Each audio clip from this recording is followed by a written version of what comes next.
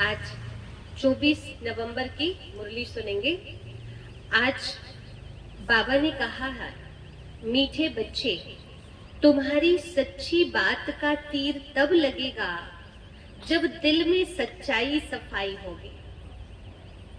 तुम्हें सत्य बाबा का संग मिला है, इसलिए सच्चे बनो। बाबा कहते हैं कि कोई भी व्यक्ति बात कहता है तो उसकी बात का प्रभाव कब पड़ता है? जब उसके जीवन में जो बात वो कह रहा है उसकी धारणा हो, उसका जीवन जो है सच्चा हो, उसके जीवन में सच्चाई सफाई हो और उसका जीवन आदर्श हो। नहीं तो यही कहेंगे, पहले स्वयं को तो देख लो, पहले अपने को तो सुधार लो। सुनते समय ऐसी बातें चलेंगी क्योंकि खुद में वो धारणा नहीं है और उसके लिए दूसरे को बोलेंगे तो दूसरा व्यक्ति कहेगा ना। तो इसलिए अगर जीवन आदर्श बनाना है, हमारी बात दुनिया माने, बच्चे माने, तो उसके लिए ज्ञान प्रैक्टिकल धारण होना चाहिए। प्रश्न है, तुम सब स्टूडेंट हो, तुम्हें किस बात का ख्याल रखना चाहिए, रखना जरूरी है? उत्तर है, कभी भी कोई गलती हो तो सच बोलना है। सच बोलने से ही उन्नति होगी। झूठ बोलते हैं तो झूठ के लिए कहा गया है कि सांच बराबर तप नहीं और झूठ बराबर पाप, और जाके हृदय सांच है ताके हृदय आप। जिसके हृदय में सच्चाई है तो उसकी याद उसके हृदय में, दिल दिमाग में स्वतः बनी रहती है। और जहां झूठ है तो वो कितने भी पुण्य कर्म कर ले, सबसे बड़ा पाप दुनिया का झूठ है। झूठ बराबर कोई पाप नहीं है। तो एक झूठ बोलकर क्या कर लेते हैं हम? दुनिया का सबसे बड़ा पाप कर लेते हैं और फिर कहते हैं कि हमसे कोई पाप नहीं होते। तो प्रतिदिन झूठ बोल रहे हो जो, तो कितने पाप इकट्ठे हो रहे हैं? तो इसलिए जब हम बस स्टैंड में हैं, अभी कोई पूछा कहाँ हो, तो बस पहुंच ही गया। बस स्टैंड में बता तो दो कि मैं वहां हूं। रहते कहीं और हैं और बताते कहीं और है। कितना सारा झूठ, छोटी छोटी बात में जिसमें कोई फायदा नहीं, उसमें भी झूठ बोल के एक पाप कमा लेते हैं, है ना? तो इसलिए कहा, कभी भी कोई गलती हो तो सच बोलना है। सच बोलने से ही उन्नति होगी। तुम्हें अपनी सेवा दूसरों से नहीं लेनी है। अगर यहाँ सेवा लेंगे तो वहां करनी पड़ेगी, यानी इस जन्म में सेवा लेंगे तो अगले जन्म में फिर उनकी सेवा करनी पड़ेगी। तुम स्टूडेंट अच्छी तरह से पढ़कर दूसरों को पढ़ाओ तो बाबा भी खुश होंगे और बाबा का प्यार, बाबा प्यार का सागर है, उनका प्यार ही यह है जो तुम बच्चों को पढ़ाकर ऊंच मर्तबा दिलाते हैं। भगवान का प्यार प्राप्त करना है तो अभी क्या करना होगा? सच्चे बनो, सच्चे दिल पर साहिब राजी कहते हैं।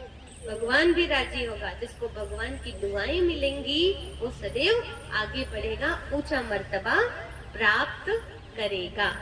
गीत है, किसने यह सब खेल रचाया, उसने अपने आप को छिपाया।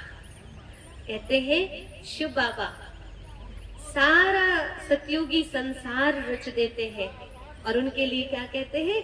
धन धन भोले नाथ तेरे कौड़ी नहीं खजाने में, और 3 लोक बस्ती में बसाए आप बसे बिराने में। मतलब भगवान के लिए कहते हैं कि उन्होंने तीनों लोग इधर बढ़िया सब कुछ स्थापित कर दिया, सतयुगी संसार बना दिया, देवी देवताओं की राजधानी स्थापित कर दिया, सबको राजा बना दिया और खुद जो है वो बिराने में। इसलिए उनका प्रतीक जो है वो शमशान में दिखाते हैं। उनको राजा ही करते कभी नहीं दिखाते। तो भगवान शिव ही है जो राजा नहीं बनते हैं और बाकी सब देवी देवता जो है वो राजा बनते हैं, राजा ही प्राप्त करते हैं। तो शिव बाबा को कुछ नहीं चाहिए, वो हम सबको देने के लिए आते हैं। इसलिए कहते किसने ये सब खेल रचाया, उसने अपने आप को छिपाया।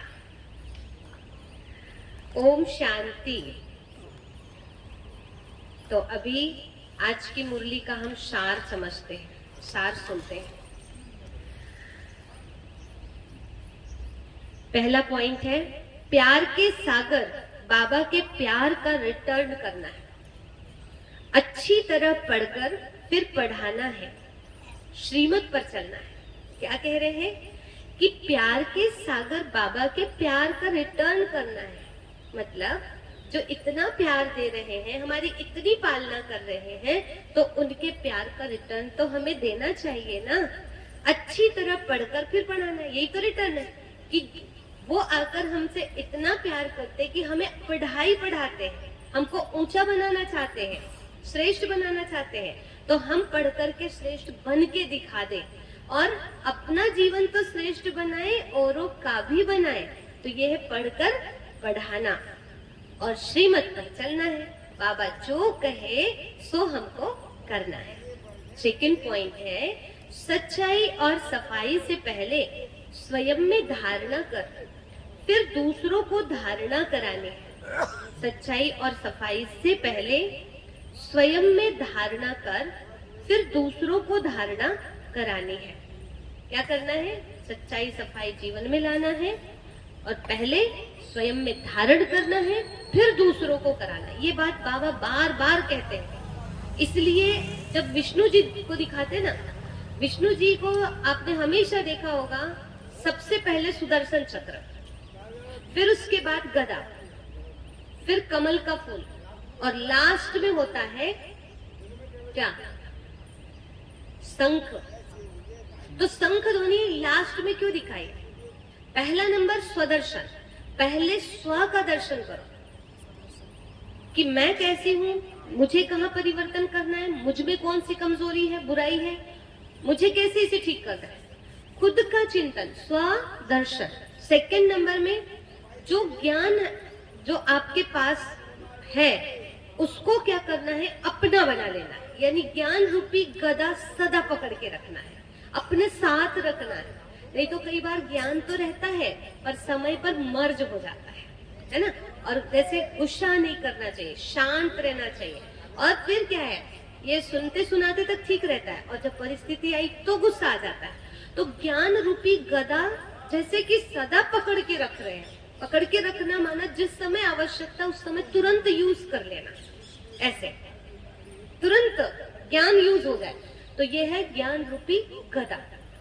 उसके द्वारा कोई कितना भी हमको, कोई भी राक्षस यानी काम क्रोध लोभ मोह अहंकार, वो हमें विचलित करने की कोशिश करे पर वो विचलित ना कर पाए, तो इसको कहते हैं ज्ञान रूपी गदा मजबूत है इनका और सदैव साथ में है। और तीसरा कि जो ज्ञान आपको मिला है उसको धारण करना, इसको कहते हैं कमल पुष्प समान जीवन बनाना। कि घर गृहस्थ में ही रहना है, कीचड़ में ही रहना है, जहां हो वही रहना है। जैसे आश्रम में है आश्रम, घर में है घर में, जहां है आप वही रहो।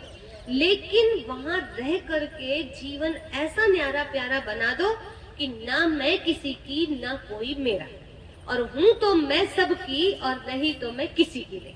ठीक है, मैं किसी की भी नहीं हूं और हूं तो पूरी वसुधा मेरा परिवार है।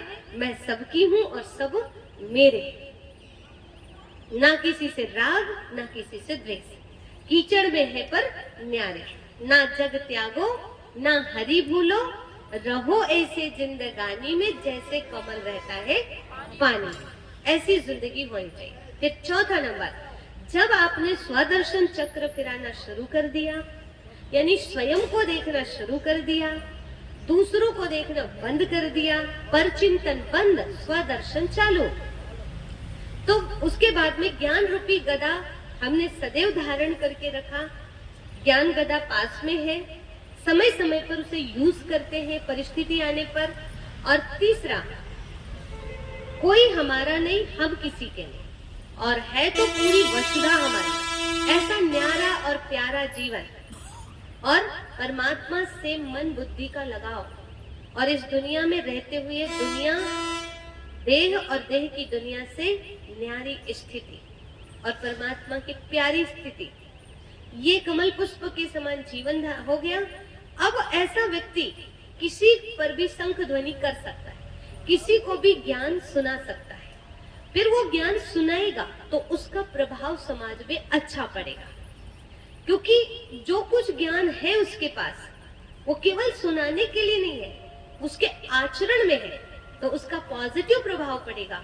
और जैसे आज बाबा ने कहा ना कि फिर असर होगा लोगों के ऊपर, आपकी बात स्वीकार करेंगे और मानेंगे भी। ठीक है, तो इस तरह बाबा ने कहा कि स्वदर्शन चक्र, ज्ञान गदा और कमल पुष्प समान जीवन, और लास्ट में फिर सुनाना शुरू किया जाए। तो गलती क्या हो जाती है अपने से? गलती क्या हो जाती है? शंख ध्वनि पहले करने लगते हैं और धारणा सब बाद में होती है, इसीलिए फिर समाज में उसका प्रभाव नहीं पड़ता है। अगर सिस्टमैटिक चलेंगे तो संस्था का नाम रोशन करेंगे हम, और उल्टा चलेंगे तो संस्था का नाम बदनाम करेंगे। अच्छा, बाबा ने कहा सेकंड पॉइंट, सच्चाई और सफाई से पहले स्वयं में धारणा कर, फिर दूसरों को धारणा करानी है। एक बाबा के संग में रहना है। वरदान है, निमित्त आत्माओं के डायरेक्शन के महत्व को जान, पापों से मुक्त होने वाले सेंसिबल भाव। जो सेंसिबल बच्चे हैं, समझदार हैं, वे कभी यह नहीं सोचते कि यह निमित्त आत्माएं जो डायरेक्शन दे रही हैं शायद कोई के कहने से कह रही हैं। निमित्त बनी हुई आत्माओं के प्रति कभी यह व्यर्थ संकल्प नहीं उठाने चाहिए। मानो कोई ऐसा फैसला भी दे देते हैं जो आपको ठीक नहीं लगता है, लेकिन आप उसमें जिम्मेवार नहीं हो, आपका पाप नहीं बनेगा, क्योंकि जिसने उन्हें निमित्त बनाया है वो बाबा पाप को भी बदल देगा। ये गुप्त रहस्य, गुप्त मशीनरी है। एक गुप्त राज को समझ लिया जिसने, बहुत आगे जाता है और सबकी दुआएं भी लेता है। मान लो जिनको भगवान ने निमित्त बनाया, उनकी बातें ऐसी लगती है जैसे ये किसी के कहने पर कह रहे हैं, कभी कभी हमको अच्छी नहीं लगती। तो फिर उस समय ये सोचना चाहिए कि इनको बनाया किसने निमित्त? भगवान ने।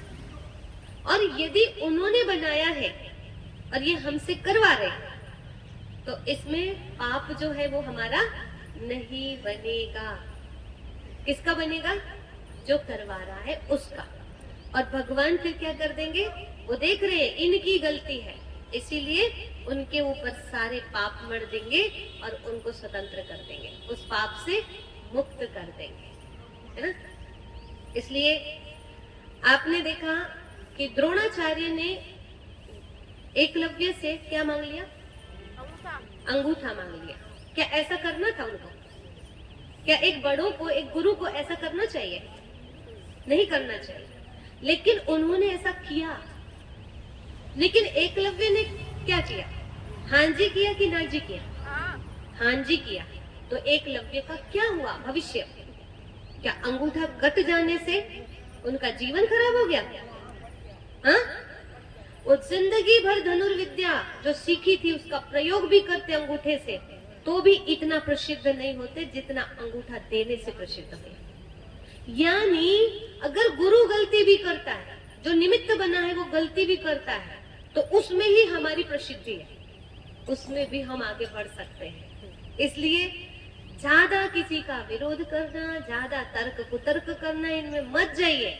हमारा पुरुषार्थ अच्छा है, हमारे कर्म अच्छे हैं, हमारा इंटेंशन अच्छा है, कुल मिलाकर तो हम सदैव आगे बढ़ेंगे, हम पीछे हो ही नहीं सकते हैं। इस बात को ध्यान पे रखना, क्योंकि लड़ने झगड़ने में जिंदगी खराब हो जाती है ना। तो इसलिए उनकी भी दुआ मिल जाए। गुरु द्रोण का भी मिला ना उनको, तो क्योंकि उन्होंने अंगूठा दे दिया। मैंने गलत किया फिर भी इसने मेरी बात मान लिया, उनकी भी दुआ मिली, भगवान की तो मिली।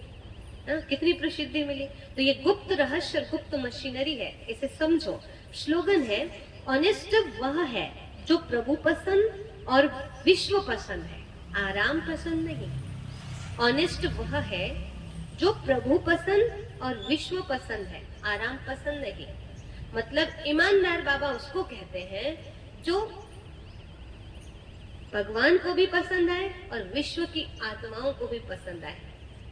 आराम पसंद जो है वो अपने को बस अच्छा लगता है, बाकी सबको अच्छे नहीं लगते हैं। इसलिए हमारे हाथ पैर जो भी हमें मिले हैं, इन सबको कैसे यूज करना है, जितना हो सके इसको सेवा में यूज किया जाए। जो जितना ज्यादा सेवा करता है, आराम पसंद नहीं है, ऐसे लोग सबको बहुत पसंद आते हैं। अभी सास बहू में देखना, जो बहू सुबह सोई पड़ी है, सास कब की उठ के तैयार हो गई, स्नान हो गया और चाय पानी सब हो गई उनकी, और वो सोई पड़ी है। अब सास के अंदर से दुआ निकलती होगी कि क्या निकलता होगा? तो ये कभी वो सास किसी के साथ बैठेगी तो बहू के बारे में क्या बात करेगी? क्या बात करेगी? हमारी बहू तो अभी सोई पड़ी है, और ऐसा बोलना ही है बद्दुआ। उनको कोई मतलब नहीं, बड़ी आराम पसंद है, तो ये बोलना ही बद्दुआ है। तो इसलिए विश्व पसंद भी बनना जरूरी है, भगवान को भी पसंद आए ये भी जरूरी है। हम खुद में बहुत अच्छे हैं, ये कोई बड़ी बात नहीं है। तो इसलिए ध्यान रखें, मुझे सब लोग पसंद करें, सबकी दुआ मिले और सच्चाई सफाई से जीवन जीना है। कहीं पर भी झूठ का प्रयोग मत करो, उसके लिए कम बोलो तो झूठ जो है वो कंट्रोल हो जाएगा। ज्यादा बोलने से कभी भी कुछ भी निकल जाता है, तो इसका ध्यान रखना, क्योंकि सबसे बड़ा पाप झूठ है। तो उससे अपने आप को बचाना है, क्योंकि पाप कर लेना आसान है, फिर उसको चुकाना मुश्किल है। इसलिए झूठ पर पूरा तरह से कंट्रोल करना। ओम शांति।